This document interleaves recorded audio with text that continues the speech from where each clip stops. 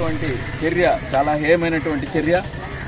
భారతదేశంలోనే ఏ రాష్ట్రంలో లేనటువంటి రీతిలో వందల కోట్ల రూపాయలు వెచ్చించి రాష్ట్రానికే ఒక తలమానికంగా అంబేద్కర్ యొక్క మహాశిల్పాన్ని విజయవాడ నడిబొడ్డున నెలకొల్పినటువంటి ఘనత జగన్మోహన్ రెడ్డి గారిది.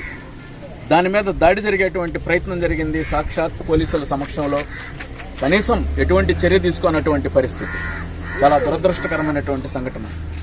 ఈ దేశంలో ఉండేటువంటి అనేక మంది తాడిత పీడిత వర్గాల యొక్క శ్రేయస్సు కోసం ఒక గొప్ప రాజ్యాంగాన్ని, ప్రపంచంలో ఏ దేశంలో లేనటువంటి రాజ్యాంగాన్ని ఇచ్చినటువంటి ఘనత అంబేద్కర్ గారిది.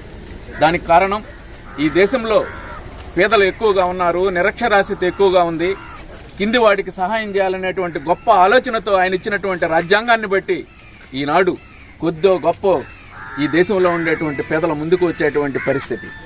గత 5 సంవత్సరాల పరిపాలనా కాలంలో ఈ రాష్ట్రంలో పేదల రాజ్యాన్ని నడిపినటువంటి ఘనత జగన్మోహన్ రెడ్డి గారిది.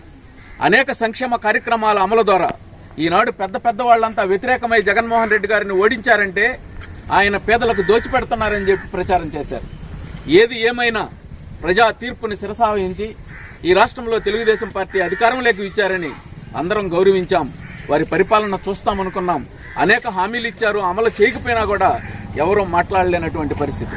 కానీ ఈ రాష్ట్రంలో 2 నెలల పరిపాలనా కాలంలో ఎక్కడా లేనటువంటి రీతిలో ఎక్కడో ఫ్యాక్షన్ ఏరియాలో ఉన్నటువంటి సంస్కృతిని గత 5 సంవత్సరాల కాలంలో, ఉదాహరణకు ఈ మండలం వరకు తీసుకుంటే ఒక్క తప్పుడు కేసు పెట్టినటువంటి పాపాన పోలేదు. ఈ 2 నెలల కాలంలో అనేక మంది దళితుల మీద ఎటువంటి తప్పు చేయకపోయినా దళిత మహిళల మీద కూడా ఈ రోజు కేసులు నమోదు చేస్తున్నారు. సాక్షాత్ చెప్తున్నారు పోలీసు అధికారులు, మేమేం చేయలేం. మందిపై కేసులు పెట్టేటువంటి సంస్కృతిని ఇక్కడికి తీసుకువస్తున్నారు. ఇదంత మంచిది కాదు.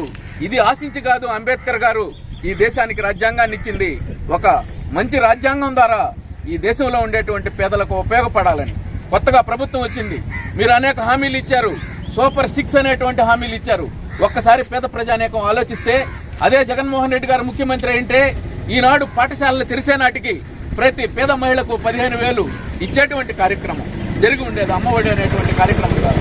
రైతాంగానికి రైతు భరోసా ఇవ్వకుండా మోసం చేసినటువంటి పరిస్థితి, మత్స్యకారులకు మత్స్యకార భరోసా ఇవ్వనటువంటి పరిస్థితి.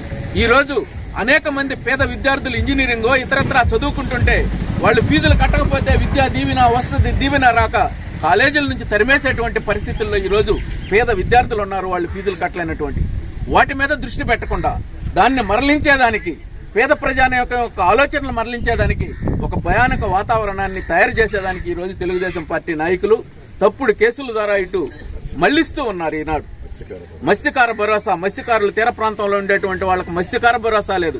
పేద మహిళలు లోన్లు తీసుకుంటే దానికి 0 వడ్డీ ఇచ్చేటువంటి పరిస్థితి ఉండేది. జగన్మోహన్ రెడ్డి గారు ఈ పార్టీకి ఇచ్చిండేవాడు.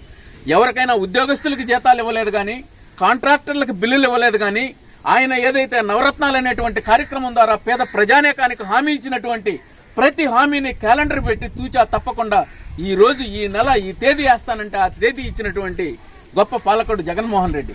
అయినా కూడా ప్రజా తీర్పు ఇచ్చారు. ఈయన మరింత మెరుగైనటువంటి పాలన ఇస్తారనుకున్నారు. అమ్మఒడి జగన్మోహన్ రెడ్డి 1 ఇస్తే ఈయన 4 ఇస్తాడనుకున్నారు. ప్రతి నెల 45 సంవత్సరాలు నిండినటువంటి వాళ్ళకి చేయూతిస్తే ఈయన 18 సంవత్సరాలు నిండినటువంటి వాళ్ళకి ఇస్తారన్నారు. పేద ప్రజానేకం ఆశపడింది, తప్పులేదు.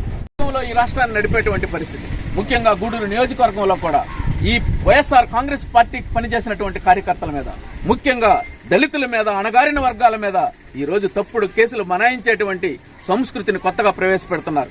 గతంలో తెలుగుదేశం పార్టీ పరిపాలన చేసింది, ఆనాడు మేము మాట్లాడలేదు. ఆ రోజు లేనటువంటి ఒక కొత్త సంస్కృతి సంప్రదాయాలను ఈ రోజు ఈ అధికారం శాశ్వతం అనుకునేటువంటి రీతిలో పాలకులు పనిచేస్తున్నారు. ఆలోచించమని చెప్పి మనవి చేస్తున్నా. ఈ ప్రాంత అభివృద్ధి మీద దృష్టి పెట్టండి. మీరు ఇచ్చినటువంటి హామీలను అమలు చేయండి.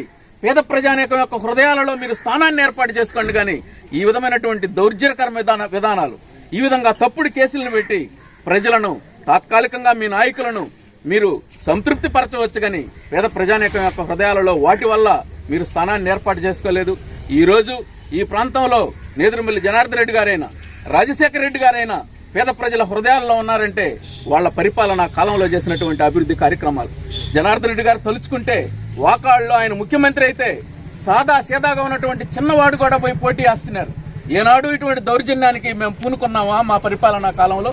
ఈనాడు ప్రతిదీ, నిన్న జరిగినటువంటి ఎన్నికలు, ఆ ఎన్నికల్లో కూడా వైఎస్ఆర్ కాంగ్రెస్ పార్టీ 2 నెలలే అయిందని చెప్పి పెద్ద మా యొక్క కేడర్ పోలేదు. అంతేకాకుండా విద్యా సంస్థల్లో రాజకీయాలు ఉండకూడదు అనేటువంటి ఆలోచన చేసి మేము ఎక్కడా దౌర్జన్యకరమైనటువంటి పోకళ్లకు పోలేదు. ప్రజాస్వామ్యతంగా జరిగినటువంటి ఎన్నికలను కూడా తప్పుదోవ పట్టించేటువంటి ప్రక్రియకు ఈరోజు స్థానం తీసుకొచ్చారు. ఈ విధమైనటువంటి కార్యక్రమాల ద్వారా ప్రజల హృదయాలను చొరగలేరు.